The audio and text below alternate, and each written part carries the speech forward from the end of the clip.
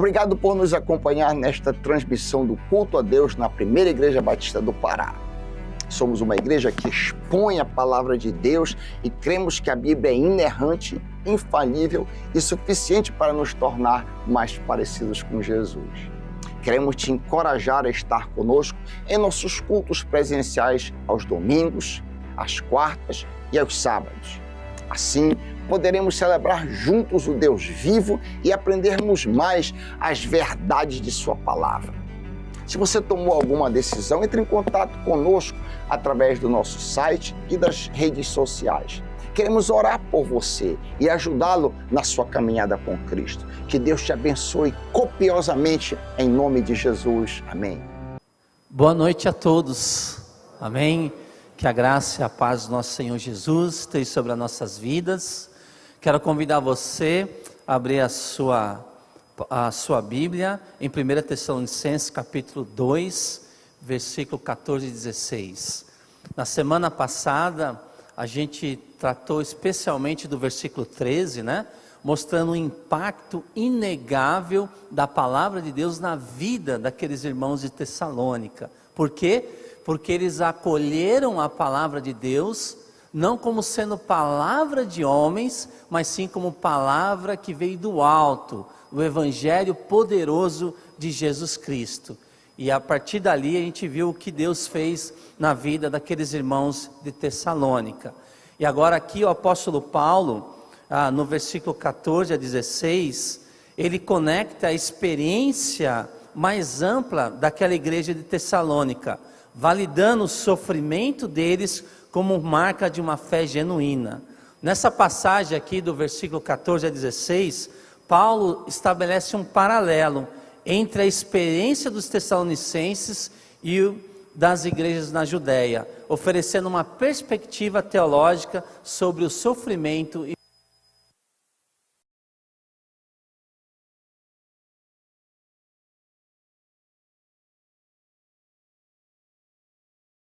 situações complicadas de aflição que a vida oferece. É possível a gente sair fortalecido no Senhor e na força do seu poder. Amém? Vamos então ler, para a gente pegar um contexto imediato, vamos começar do versículo 13, tá bom? Olha ali o que diz a palavra do Senhor.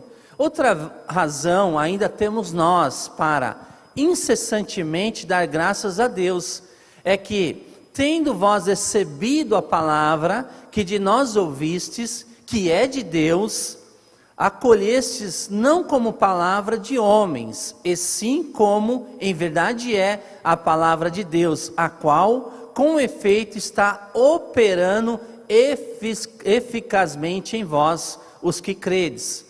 Tanto é assim, irmãos, que vos tornastes imitadores das igrejas de Deus existentes na Judéia, em Cristo Jesus, porque também padecestes da parte dos vossos patrícios, as mesmas coisas que eles, por sua vez, sofreram dos judeus, os quais não somente mataram o Senhor Jesus e os profetas, como também nos perseguiram, e não agradam a Deus, e são adversários de todos os homens, a ponto de nos impedirem de falar aos gentios, para que estes sejam salvos, a fim de irem enchendo sempre a medida de seus pecados. A ira, porém, sobreveio contra eles definitivamente. Até aqui a leitura da palavra do Senhor.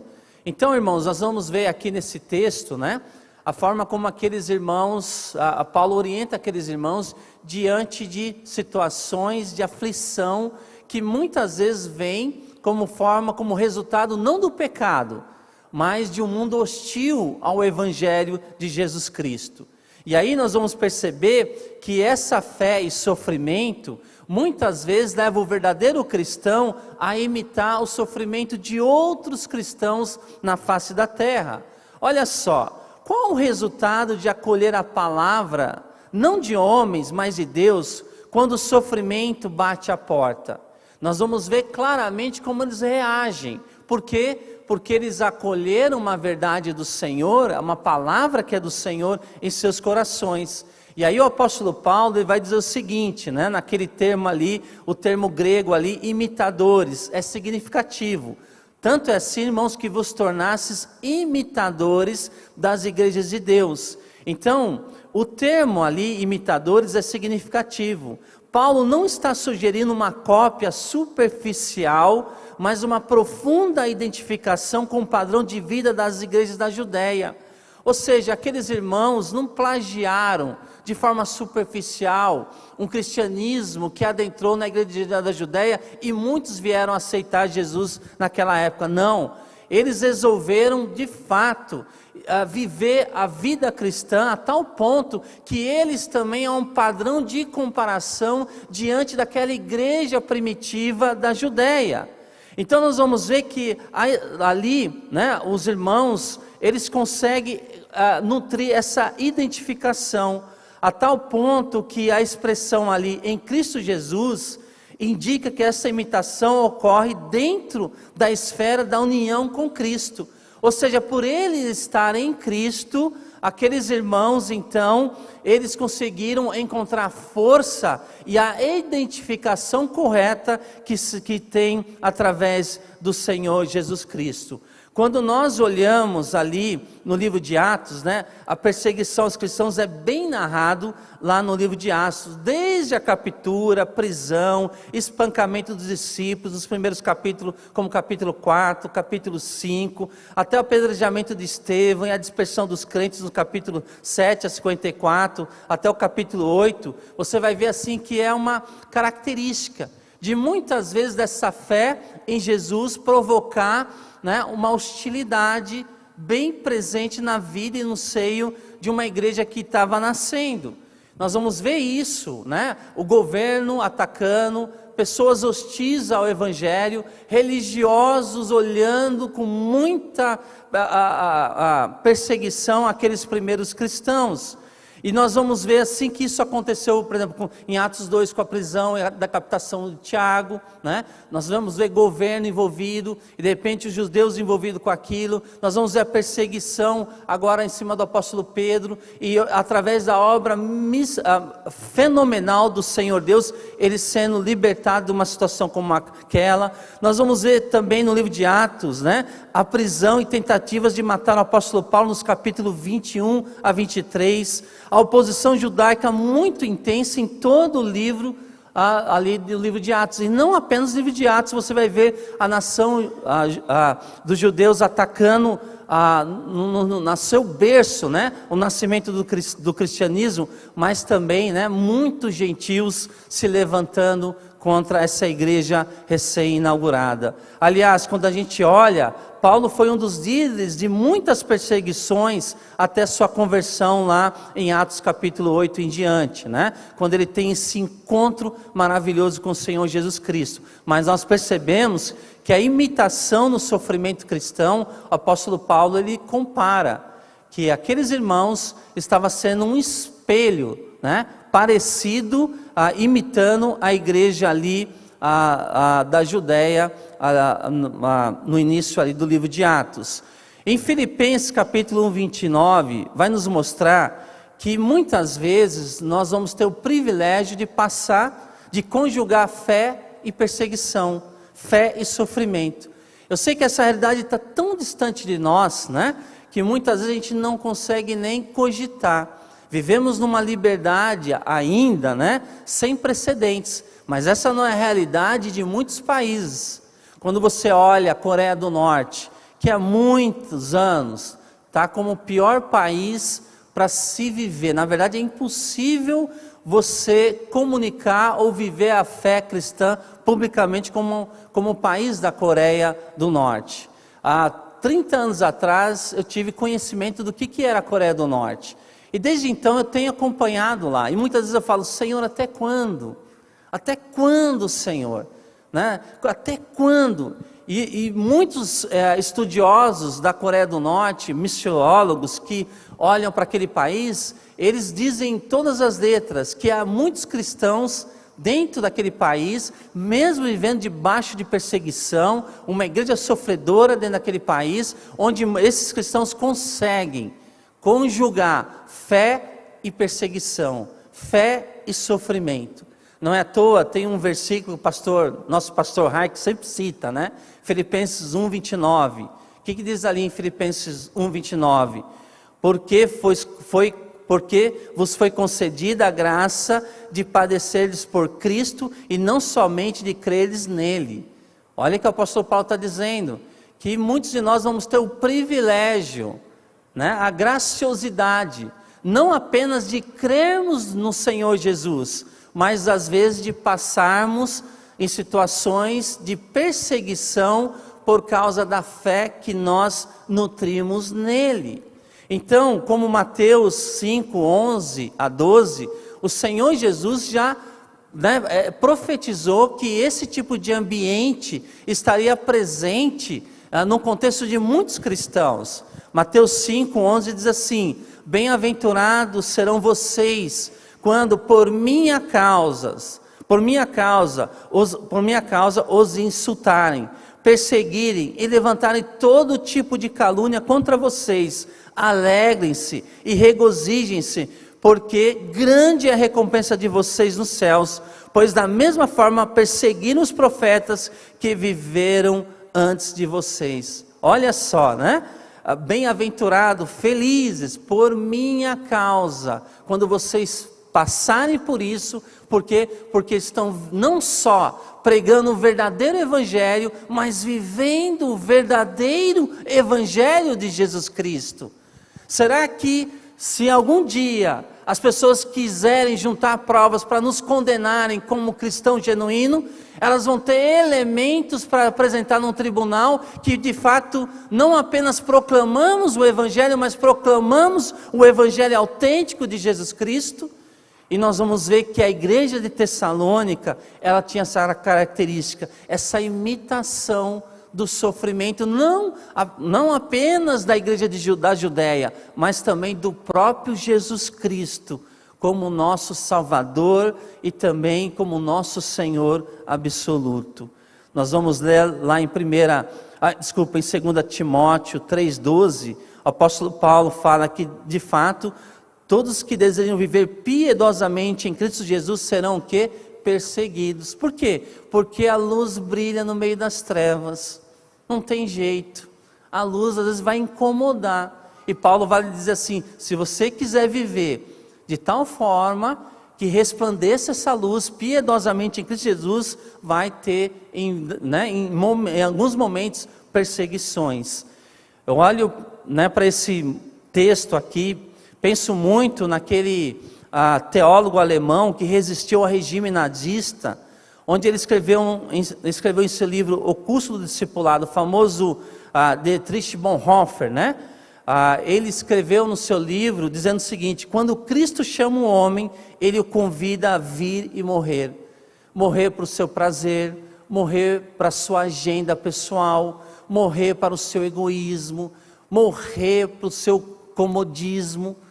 Olha o que ele diz: quando Cristo chama o homem, ele o convida a vir até ele e morrer. Bonhoeffer não apenas teorizou sobre o sofrimento cristão, mas o vivenciou até seu martírio em 1945.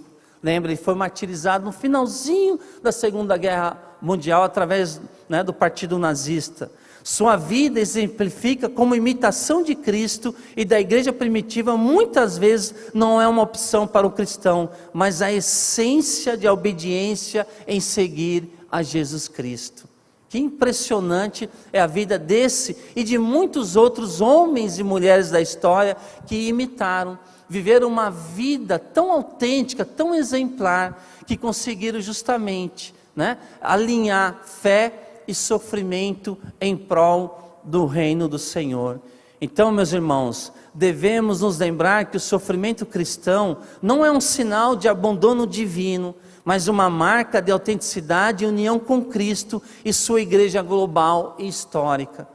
Como foi falado, a gente vive tão distante da realidade do Oriente Médio, do norte da África, de muitos países da Ásia, que a gente não consegue sentir sequer às vezes a empatia, se identificar com aqueles que estão presos, com aqueles que estão passando por perseguição.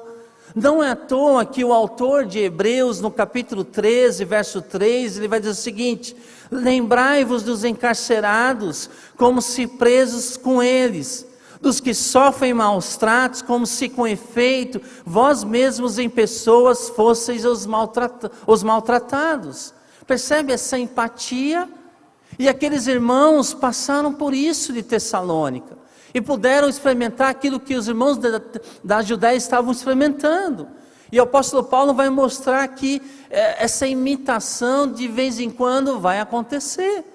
E aquela recém-igreja que foi inaugurada a sua segunda viagem missionária, logo do seu início, sente na pele o que é viver uma fé genuína, que não negocia em meio à aflição, que não vira as costas para a fé cristã diante de situações complicadas, que muitas vezes a perseguição cerca a vida de um cristão. Então, irmãos, fé e sofrimento. Nós vamos ver que a imitação no sofrimento foi genuíno daqueles irmãos de Tessalônica. E Paulo fala assim: olha, vocês estão passando, vocês estão imitando o que justamente, não só o Senhor Jesus Cristo, mas também aquela igreja da Judéia. E um outro aspecto que nós vamos ver aqui, nessa fé, conjugando com sofrimento, com perseguição, nós vamos ver também a intolerância religiosa como padrão histórico. Quando você estuda a história da igreja, nós vamos ver que esse elemento sempre está presente praticamente em várias regiões do nosso mundo. Então vamos voltar lá para o verso 14, olha o que o apóstolo Paulo mostra. Tanto é assim, irmãos, que vos tornastes imitadores das igrejas de Deus existentes na Judéia em Cristo Jesus. Olha, em Cristo Jesus, percebe? Por eles estarem em Cristo, eles se identificam com o Senhor Jesus Cristo. Aí ele continua: porque também padecestes da parte dos vossos patrícios as mesmas coisas que eles, por sua vez, sofreram de quem? Dos judeus. Então nós vamos ver essa intolerância religiosa permeando o livro de Atos, o Novo Testamento, a história da igreja, a história contemporânea de muitas igrejas. Nós temos aqui pelo menos 1 ou 2 missionários que a gente não pode, no momento missionário, citar o nome em nenhum país. Por quê? Porque eles vivem com uma série de restrições. Não há liberdade de exercer uma fé pública. E aí também essa intolerância religiosa presente. Então, irmãos, olha só, Paulo utiliza uma construção gramatical que enfatiza o paralelismo entre a perseguição sofrida pelos tessalonicenses e pelas igrejas da Judéia. O termo ali, não sei como está na sua Bíblia, patrícios, concidadãos, compatriotas, conterrâneos, Algumas Bíblias têm traduções diferentes, demonstra que a perseguição vem de dentro da própria cultura. Na Judéia o sofrimento vem de quem? Dos judeus. Na cidade de Tessalônica veio de quem? Da própria população. Então, irmãos, não foi um sofrimento ali, especialmente ocasional, mas uma contínua e intensa aflição. O início disso é descrito em Atos 17, versículo 4 e 9. Veja, lá em Atos 17, que a gente já leu, no ano passado, quando a gente começou a exposição em Tessalonicenses, porque a igreja aqui, de Tessalonicenses, nasce em Atos 17, na segunda viagem do apóstolo Paulo. Lá em Atos 17, o sucesso de Paulo em seu ministério nas sinagogas provocou inveja em muitos judeus. Com isso, esses mesmos judeus se alinharam com um bando de arruaceiros violentos da parte mais perigosa da cidade de Tessalônica, iniciando um caos contra Paulo e sua equipe. Veja, quando eles tiveram que sair correndo. Por quê? Porque o evangelho que brilha no meio das trevas, às vezes as pessoas, os homens amam muito mais as trevas do que a luz do evangelho. E aí o apóstolo Paulo tem que sair. Passado alguns meses, ou talvez quase um ano, ele está na cidade de Corinto. E aí a perseguição agora é um movimento dos gentios. com patrícios, né, com cidadãos. Isso está de acordo com o capítulo 1:9 de 1 Tessalonicenses, que indica que a grande maioria dos convertidos era de gentios que haviam deixado os ídolos. Percebe? Agora não é mais judeus perseguindo a igreja que nasceu lá em Tessalônica, são os próprios gentios. Inclusive em Atos 17, versículo 4, vai dizer que quando o evangelho chega, alguns judeus se convertem, mas numerosos homens gregos e distintas mulheres entregam a vida a Jesus. Mas começa o quê? Na própria cultura, começa uma perseguição bem instalada naquele lugar, onde, né, isso mostra, meus irmãos, que a lista de ações hostis culmina com perseguição, expulsão, que carrega a ideia de uma perseguição violenta e contínua no ministério do apóstolo, daqueles irmãos lá de Tessalônica, né? Como foi falado, Jesus ele previu que muitas vezes isso ia acontecer. Ele diz lá em João 15, verso 20, se me perseguiram, também o quê? Perseguirão vocês. Se me perseguiram, também perseguirão vocês. Lá em Marcos capítulo 10, versículo 16, Jesus vai dizer assim que eu os estou enviando como ovelhas entre lobos. Os homens os entregarão aos tribunais e os açoitarão nas sinagogas deles. O irmão entregará à morte a seu irmão e o pai a seu filho. Filhos se rebelarão contra seus pais e os matarão. Todos odiarão vocês por minha causa. Deveria chamar a atenção nossa, né? Essas expressões e alertas do Senhor Jesus Cristo, de nós aceitarmos Ele, entender esse preço tão alto que Ele pagou na cruz do Calvário, mas nós temos a responsabilidade de tomar a nossa cruz e seguir o Senhor Jesus Cristo. E esses cristãos seguiam Jesus de tal forma que viveram um evangelho autêntico em meio a muita luta, perseguição e também, no caso, sofrimento. Ao olharmos no Novo Testamento, nós vamos perceber que a perseguição é o padrão normal da vida cristã. O falecido Dr. Russell Shedd, ele nos lembrava disso. Quando olhamos para o Novo Testamento, a perseguição é o padrão normal da vida cristã.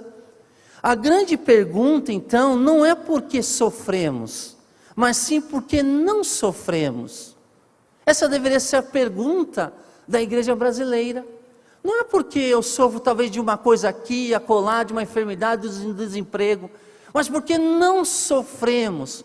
Por muitas vezes relacionado justamente à proclamação do Evangelho. E aí, cabe a nós, cada um de nós, uma reflexão profunda em relação a seguir ao Senhor Jesus Cristo. Fé e sofrimento, fé e perseguição. Olha só, boas décadas atrás, Richard Van Brand, eu li esse livro também há mais ou menos uns 30 anos atrás. Ele foi um pastor romeno que passou 14 anos em prisões comunistas por sua fé. Ele foi preso por quê? Pela sua fé. Lembra da cortina de ferro? A Romênia foi comandada com mão de ferro por uma família de Alceu, especialmente o seu presidente, durante muitas décadas. Os cristãos foram mortos, perseguidos. Era proibido a literatura, qualquer porção na Bíblia. Quem fosse pego, possivelmente estaria com atestado de morte. E esse pastor, ele é pego e ele é preso. E aí em seu livro, o famoso livro, se você não leu um livro assim, que mostra, né, dessa caminhada tão preciosa com Jesus, ele escreveu um livro chamado Torturado por Amor a Cristo. E aí, nesse livro, ele relata como os guardas zombavam dele, dizendo, seu Deus não pode salvá-lo agora? Como é que é, seu Deus, você está aqui na prisão, 1 ano, 2 anos, 3 anos, 10 anos, seu Deus não pode salvá-lo agora? E aí, Richard, aquele pastor preso, respondia, Deus não veio para me livrar da prisão, mas para estar comigo na prisão. Olha só, né? a igreja de Tessalônica entendeu isso, que muitas vezes faz parte da agenda de Deus não nos livrarmos da prisão, mas com certeza Ele estará conosco na prisão. Então essa história desse pastor romeno ilustra como a oposição ao evangelho segue um padrão histórico, mas também como a presença de Deus sustenta os fiéis em meio a muita perseguição. Há muita perseguição. Já pensou, meus irmãos? De cada 7 pessoas, segundo as principais organizações missionárias no mundo, de cada 7 cristãos, um é perseguido. Imagina, olha aí na sua fileira, olha, né? Calcula aí 7, de 7 você tira 1. É fortemente perseguido por ter por estar caminhando com o Senhor. Isso quer dizer, mais ou menos, 365 milhões de cristãos sofrem todos os dias por seguir a Jesus Cristo. Esses 365 milhões enfrentam altos níveis de perseguição. E a igreja ali Tessalônica não é diferente. E qual seria uma aplicação prática para nós? Como igreja devemos reconhecer que a oposição à fé cristã não é algo anormal, mas às vezes esperado. Portanto, devemos estar preparados espiritualmente para enfrentarmos resistência ao compartilhar e também viver o Evangelho. E com isso, irmãos, para a gente se preparar, seria bom sempre também olhar para a palavra de Deus. Perceber que na palavra de Deus existe uma teologia bíblica do sofrimento, uma teologia bíblica da perseguição. Sabia disso? Muitos pastores que estão em países fechados, eles não oram para mais liberdade religiosa. Eles oram para que Deus mantenha eles firmes na fé. Que eles continuem a proclamar o Senhor Jesus em meio, às vezes, a muita perseguição e sofrimento. E para isso a gente também precisa perceber que o Senhor está atuando na história. Como foi falado, a importância de estudarmos a história da igreja e dos mártires para fortalecer nossa fé. E assim desenvolver uma teologia robusta. Quem sabe, né? A gente ora que no nosso Brasil possa haver sempre justiça, né? Liberdade de expressão, liberdade religiosa, mas não é uma promessa do Senhor. Pode ser que as portas fechem. E aí, qual seria a nossa postura? Será que a gente conseguiria conjugar fé no Senhor Jesus, mais sofrimento? Aquela igreja, sim, de Tessalônica, ela se mantinha firme. E nós vamos ver claramente no texto bíblico que Deus não faz vista grossa. E Paulo vai lembrar aqueles irmãos de Tessalônica. Olha só, né? O julgamento divino como realidade inescapável. Vamos lá para o verso 15 de 1 Tessalonicenses capítulo 2. Os quais não somente, olha lá, né? Perseguem. Olha só, olha o que eles andam fazendo. Uma pessoa que está pessoas que estão nas trevas têm reações assim, né? Assim, não tem noção de justiça, de direitos humanos, de liberdade. Olha o verso 15. Os quais não somente mataram o Senhor Jesus. Está falando, no caso aqui, o apóstolo Paulo, dos judeus da Judéia, né? As quais não somente mataram o Senhor Jesus e os profetas, como também nos perseguiram, e não agradam a Deus, e são adversários de todos os homens. Versículo 16, a ponto de nos impedirem de falar aos gentios, para que esses sejam salvos. Aí o texto continua, a fim de irem enchendo sempre a medida dos seus pecados. A ira, porém, sobreveio contra eles definitivamente. Então essa frase final nos incomoda, né? Olha só, a frase final sobre a ira que sobreveio definitivamente, sugere que Paulo via algum tipo de julgamento divino já em andamento ou iminente. Pois no contexto imediato dos versículos 14 a 15, Paulo menciona como os judeus mataram o Senhor Jesus e os profetas, perseguiram os cristãos, não agradavam a Deus, eram hostis a todos os homens, impediram que o evangelho fosse pregado aos gentios. Uma atitude ousada contra né, o plano do Senhor, o plano mestre do Senhor para salvar pessoas. Então, irmãos, o versículo 16, especialmente a frase, a fim de irem enchendo sempre a medida de seus pecados, a ira, porém, sobreveio contra eles definitivamente, possui várias interpretações teológicas. Vamos analisar as principais, né? O que seria isso, né? A fim de ir enchendo sempre a medida de seus pecados, a ira, porém, sobreveio contra eles definitivamente. O que seria isso? Quais são as interpretações? Segundo alguns estudiosos, né, vão dizer o seguinte, que muitos deles entendem que Paulo está se referindo à destruição de Jerusalém que aconteceu em 70 da nossa era pelas forças romanas. Nessa visão, encher na medida dos pecados significa a rejeição de Jesus como Messias, foi o ápice de uma longa história de desobediência. A ira sobreveio definitivamente, seria uma profecia sobre a destruição do templo e da cidade de Jerusalém. Ou seja, né, foram avançando, e Paulo, né, segundo esses estudiosos, está dizendo assim, que pronto, né, a forma como Deus vai agir disciplinando aquele povo, seria com a destruição de Jerusalém, através do general Tito, né?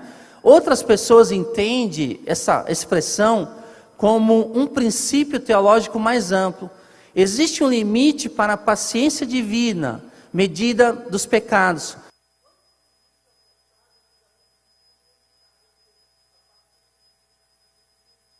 Vai acumulando, até que Deus venha e haja. Nós vamos ver a referência de Gênesis capítulo 15, versículo 16, quando Deus promete a Abraão, né? Abraão, olha, vou fazer você de uma grande nação, aquele pacto que Deus faz, aliança lá em Gênesis 15, mas ele fala o seguinte, olha, vocês vão ficar 40, seus descendentes vão ficar 400 anos lá no Egito, e ele vai falar o seguinte, até que se complete, né, a quantidade de pecado dos amorreus nessa terra, depois eu vou trazer vocês de volta. Apocalipse 18, verso 5 também mostra isso, né? Vai indo, até que Deus fala assim, agora chegou no limite, foi a gota d'água. Talvez seja esse também um significado.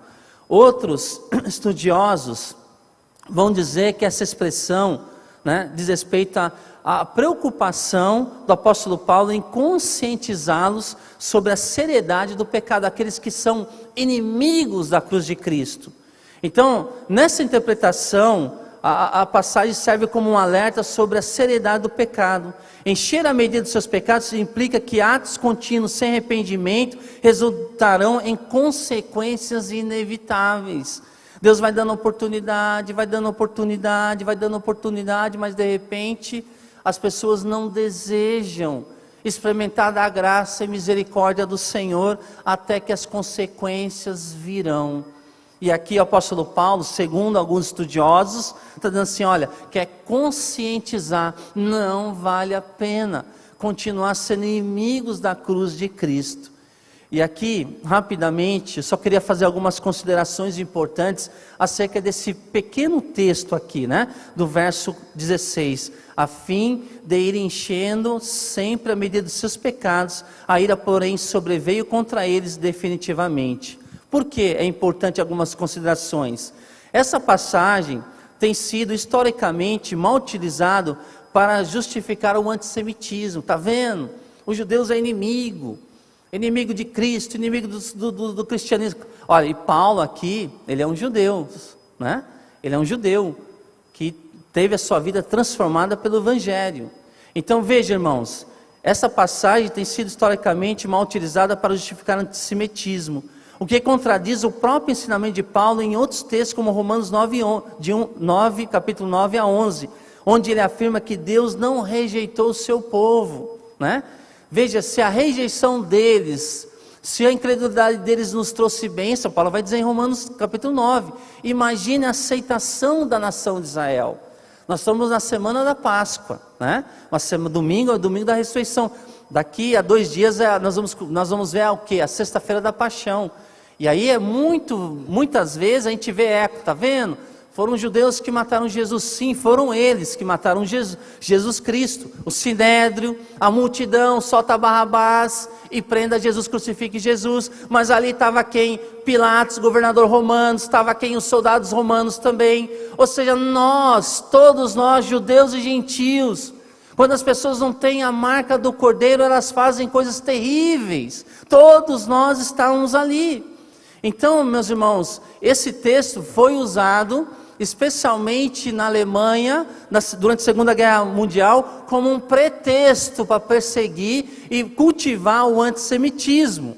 E nós vamos ver que Paulo, ele mesmo judeu, não estava condenando todo o povo judeu, mas criticando ações específicas de oposição ao Evangelho de Jesus Cristo.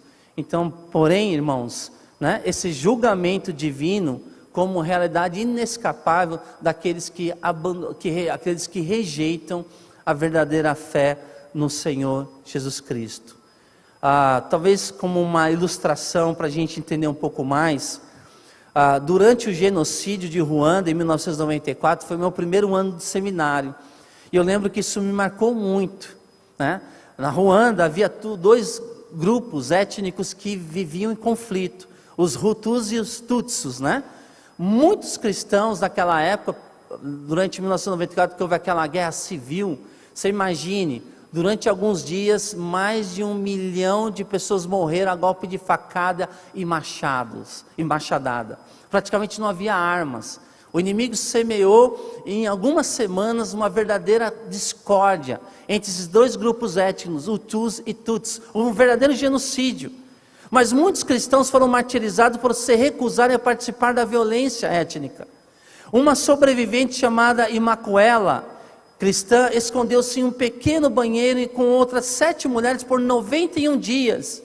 E depois conseguiu sair, Ela escreveu um livro, Sobrevivi para Contar. Ela relata como inicialmente orava por vingança contra os assassinos de sua família, mas gradualmente aprendeu a deixar o julgamento nas mãos de Deus e até perdoar seus perseguidores. Essa história ilustra como a certeza do julgamento divino pode nos libertar do desejo de vingança pessoal. É libertador quando nós confiamos, não na justiça humana, não num Supremo Tribunal, numa alta corte, mas quando nós confiamos na justiça que vem do Senhor, isso nos liberta. E no seu livro ela fala justamente isso, como isso foi libertador, saber que a justiça do Senhor claramente é uma realidade inescapável, e quando nós confiamos, nós descansamos nessa certeza. Então, queridos, nós precisamos resistir à tentação de buscar vingança pessoal quando passarmos por injustiça, por perseguição, por hostilidade. Precisamos confiar na justiça de Deus, mesmo quando ela parece demorar. Imagina, quantos daqueles irmãos sofreram no Novo Testamento, mas eles continuavam firmes. E nós como igreja precisamos o quê? Orar pela conversão dos perseguidores do Evangelho, seguindo o exemplo de Jesus Cristo, que orou pelos seus inimigos, e cultivar uma perspectiva eterna que vá além das circunstâncias presentes. Isso é viver a vida ajustando o foco numa fé genuína, mesmo diante de perseguição, de lutas, de aflições. É perceber que Deus não perdeu o controle, Ele está sempre presente. Então, a passagem de 1 Tessalonicenses capítulo 2, 14 a 16, nos oferece uma profunda reflexão sobre a natureza da perseguição cristã, sua inserção no plano de Deus e a certeza do julgamento divino. Paulo não minimiza o sofrimento dos Tessalonicenses, mas o contextualiza dentro da história da redenção, diante dessa história que Deus está registrando. E lembre-se, a nossa vida é uma vitrine, estamos sendo observados, e quando resolvemos obedecer, viver essa fé genuína, a gente sim ajusta, essa vitrine, refletindo a luz de Cristo, para que outros possam também observar, mesmo num contexto de muita tribulação. Amém? Que Deus nos ajude nesse desafio de vivermos uma fé genuína diante dele e diante dos homens.